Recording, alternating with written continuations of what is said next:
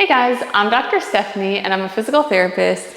And if you struggle with any pelvic pain or tailbone pain or hip pain, or even things like incontinence or other pelvic floor issues, you probably need to work on strengthening your pelvic floor muscles, strengthening your hips to just reduce any discomfort in that area, but also reduce incontinence or pain with intercourse or pain with sitting for a long period of time, or anything else that goes along with that area. So I'm gonna go over 5 of my favorite exercises that you can use to build core, pelvic floor, and hip strength.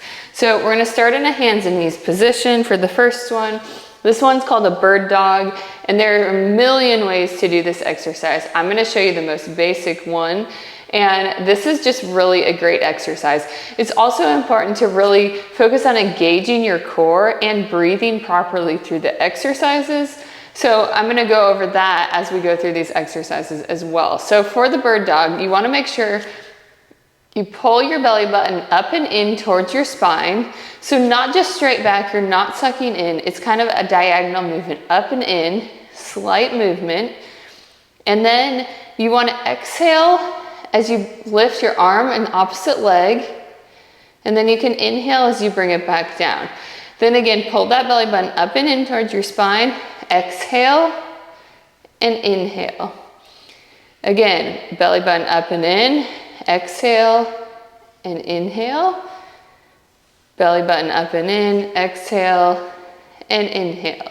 So it's really important to do that core engagement and the breathing, because if you're just bringing your arm and leg out like this and just kind of doing it quick, that's not going to actually work those muscles, and you're not going to see the benefits of it. So that may be why you've been doing some of these exercises and they haven't been working.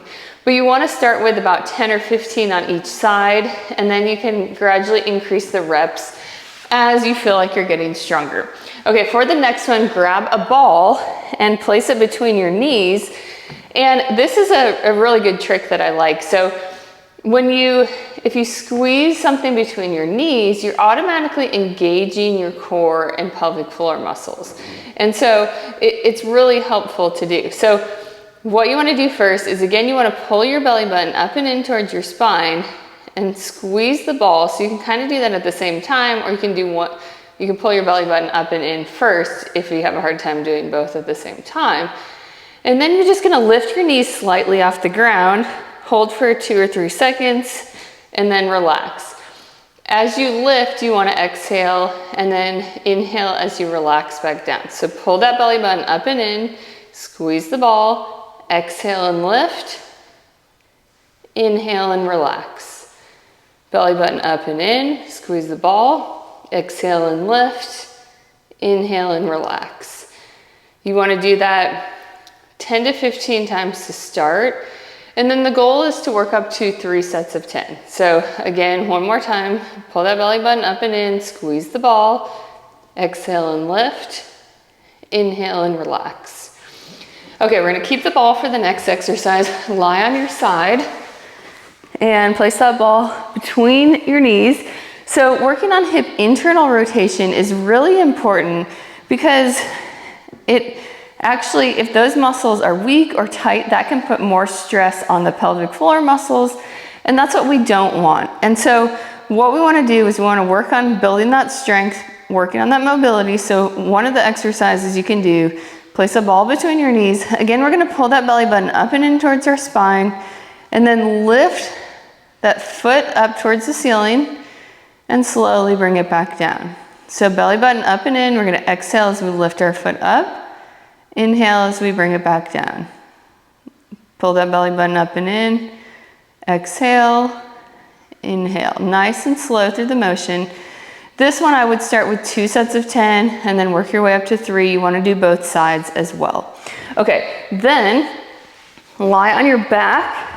Place the ball between your knees again. So this is another one where we're using kind of a ball squeeze to engage our core, our pelvic floor muscles. So what you want to do here is pull that belly button up and in towards your spine again, kind of at a diagonal. Squeeze the ball, exhale as you lift up into a bridge, and then inhale as you relax. And make sure you relax everything when you come back down.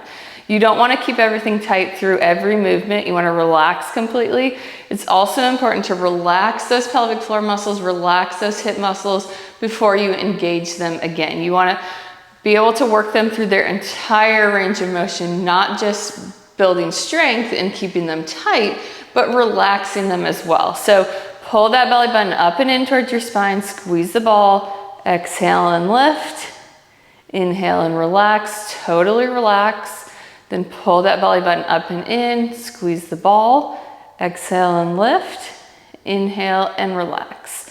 Okay, for the last exercise, we can get rid of the ball. This one is called the dead bug, one of my favorite core exercises. So we're gonna bring our legs and our arms up. And for this one, again, you wanna pull that belly button up and in towards your spine. And then you want to exhale as you lower an arm and a leg. Inhale.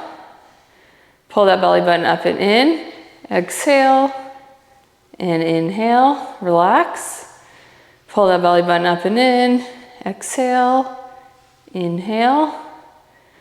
Belly button up and in, exhale, and inhale.